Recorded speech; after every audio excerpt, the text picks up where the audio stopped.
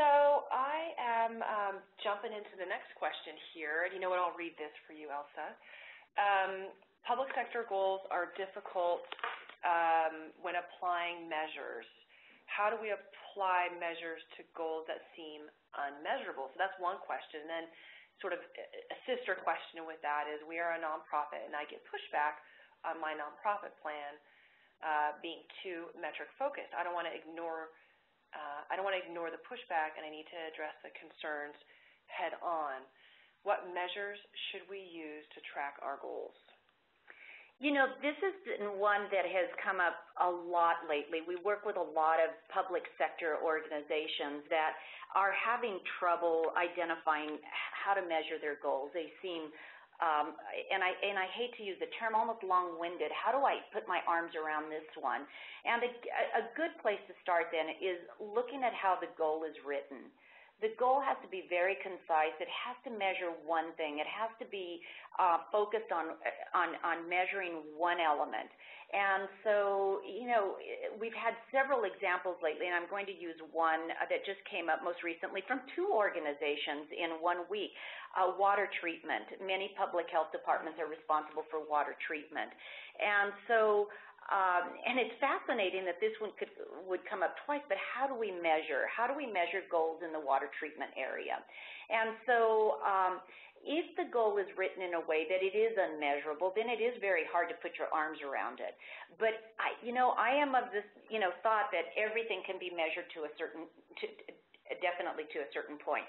If you're testing the water quality of your community, and let's just use that as an example, and I would definitely identify what it is that you want to accomplish. What is the outcome that you're trying to achieve?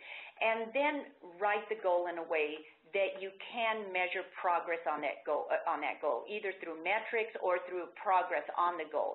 And then if you are having trouble identifying what progress is on a goal, then I would just list out maybe the chain of events that need to occur in order to achieve that outcome that you want to achieve, and then set those metrics in place. Maybe in 3 months you want to be at a certain place, in 6 months you want to be at another place.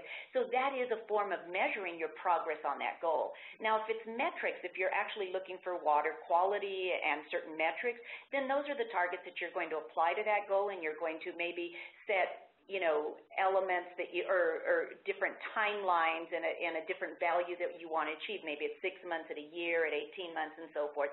So again, everything is measurable, but first of all, writing the goal in a way that it can be measured, and then secondly, break it up in small chunks so that it's easy to digest.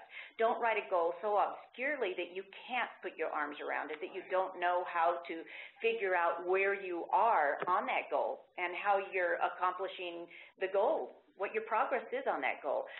So and we always talk about the outcome, right? Yeah, what is the outcome you're trying to achieve? And that's what's cool. I think we get really worried about metrics sometimes, I think, because A, they're hard to come up with. From time to time they can be, as mentioned on the water quality thing, although it's an interesting example.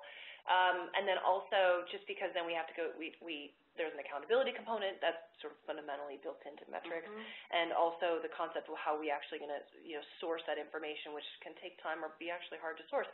So, but what I think that what's cool about metrics, though, on that first point, is the fact that it really drives home what is the outcome, like where are we trying to go with this thing that we want to do.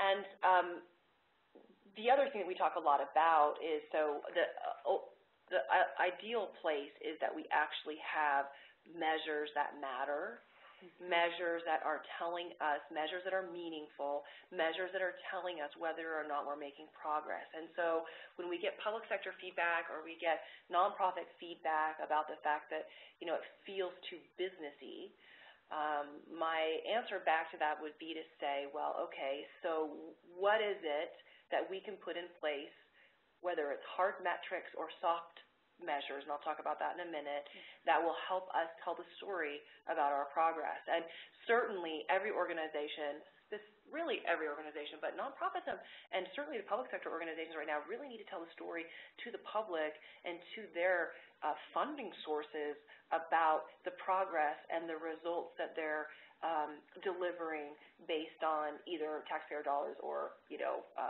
for nonprofits, grant money or funding or whatever it is, right? Absolutely. So on the soft metrics, so there's the tell your story, measures that matter, measures that are meaningful. And the soft side of that is what my strategic plan has built into it, we call the stoplight measures, red, green, yellow. And some organizations that we work with, even though they have hard metrics, like to just use the red, green, yellow status, and that makes it a little bit more palatable. In fact, we pulled up that example for Las Vegas that had the city of Las Vegas had a fabulous report card, progress report that really was, red, green, yellow stuff, and it was effective. It was very effective in telling the story, and also gets away from feeling too metric heavy. When they did publish their results on progress, it was a very nice way of delivering it to their public. It was a very, very easy way to follow.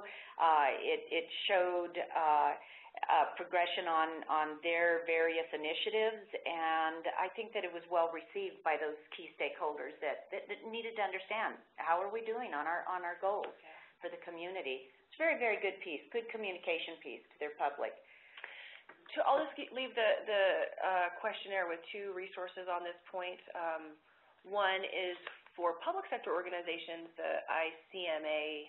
I'm sure you're probably familiar with that. That's a City and County Managers Association, has a pretty heavy metric initiative, if you will. And so they've got a lot of ideas. Sometimes it's just about ideas, tons of ideas there.